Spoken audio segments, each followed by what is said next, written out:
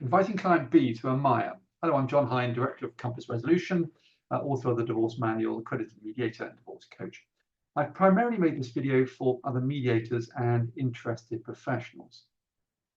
At the end of their MIAM, Mediation, Information and Assessment meeting, if client A decides that they would like me to contact their former partner to a MIAM, let's call them client B, I follow a process which I found to be quite effective, which I want to use this article, or this video I should say, to explain.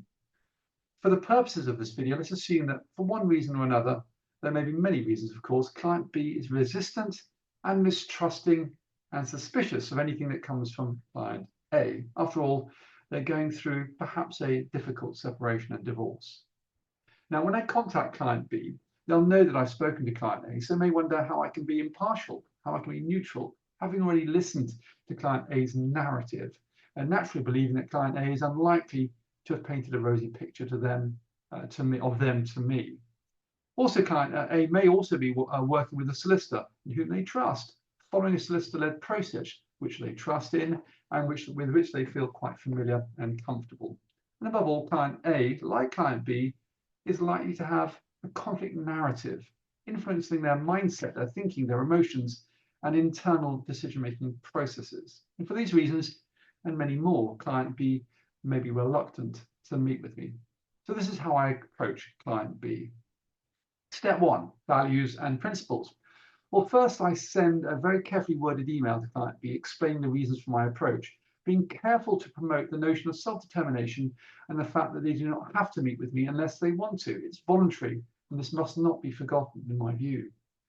I recognize and work on the premise that they're not going to meet with me unless the reasons for doing so in their mind outweigh the reasons for not doing so in their mind. Therefore, one of my challenges is to persuasively present them with reasons to meet with me, or at least food for thought at this stage to reflect on and perhaps discuss with those they trust before making a decision to meet with me. My job at this early stage, and indeed throughout the mediation process, should this take place, is to support the people I'm working with to take responsibility and be accountable to themselves, to each other, and the process they choose to work with. Freedom of choice is key. My aim is to support client B to make a fully informed, rational and reasoned decision about whether to meet with me and provide them with enough information and reasons at this stage for doing so. My invitation email. With my carefully worded email, I also send them a video of me explaining what they can expect from the meeting with me. From this, they can see who I am, they can listen to my voice, and they can begin to get a sense of whether they can trust me and what I have to say. Building this rapport and trust with client A and client B, will be crucial to the whole process. My email also attaches a condensed legal guide explaining the very recent changes to the family procedure rules, explaining the increased accountability to attend a MIAM with me. Although this is important that they understand this obligation and their responsibility, the last thing I really want is a person who is feeling compelled or even coerced to attend a meeting with me, which flies very much in the face of the core values and principles that drive my work: autonomy, agency, self-determination. I'll have to work that much harder with client B if they come to a meeting with me in this mindset, this resistant mindset. Step 2, having sent them my email. Step 2 is my first text. At the same time as sending them my carefully worded invitation email, attaching the legal guide and linking them to the video I just mentioned, I send them a text, very simply informing them that I've just emailed them. It's amazing how often my emails end up in client B's spam folder. I will know when the text has been received, but not my email, unless and until client B confirms this to be the case. Timeframes. My email respectfully and carefully asks for a reply from client B within 3 days, informing me whether they're interested in meeting with me to explore the possibility of mediation. Step 3, my second text. On day 3, I send another text to client B asking them to confirm safe receipt of my email and to let me know if they're interested in meeting with me. Option 1, client B does not reply.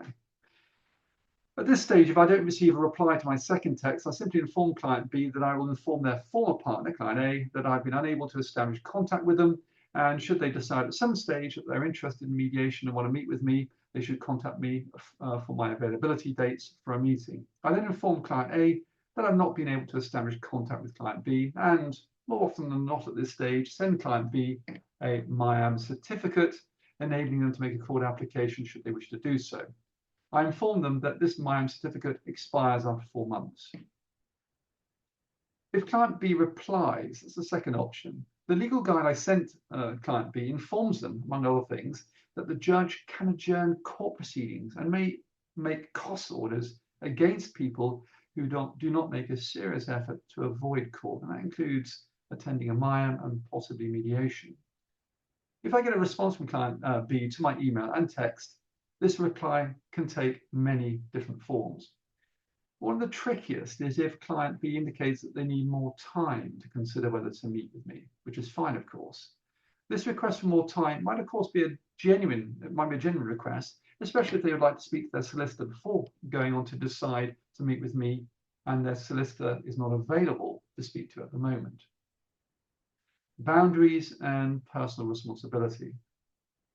Rather than taking on the responsibility myself for deciding how long client A should wait for client B to decide whether to meet with me, I discuss client B's options with them, leaving them to think about these and decide with their solicitor, if they have one, what they would like to do, how long they would wish to wait, and when they would like me to send them a MIAM certificate, enabling them to make a court application. There are, of course, some situations where delay is in no one's interest, especially relating to child arrangements, but there may be many other situations where giving client A a little more time is quite justified, even though it's worth bearing in mind that all I'm asking client B to do is decide at this stage whether they're willing to meet with me to find out about mediation and my mediation service. I often find that if client A and I approach client B with respect, with empathy and understanding, giving them a bit of time to decide, they do decide to meet with me. Let's face it, and there may be a lot of things that they're uncertain about, worried and anxious about, especially bearing in mind that they are unlikely to have been through this before and are worried about doing the right thing. Summary. One key challenge I found throughout this initial engagement process is how to hold client B accountable whilst ensuring that they are given a reasonable opportunity to make an informed, rational and reasoned decision to meet with me, empowering their sense of agency and autonomy. This is a very important decision they're having to make with very important repercussions. Now, I realize that mediators, you out there, are all doing your best to support client A's and B's into mediation where this process is suitable and is the most suitable process for them. I hope that you found this video useful to understand the process I follow with client B, although I'm always interested to discover and learn more about some of the challenges you're facing with your own client B's and how you're overcoming these in response to the new family procedure rules and increased accountability this places on people to attend MIAMs. Thanks for watching and hopefully hear from you soon. Many thanks.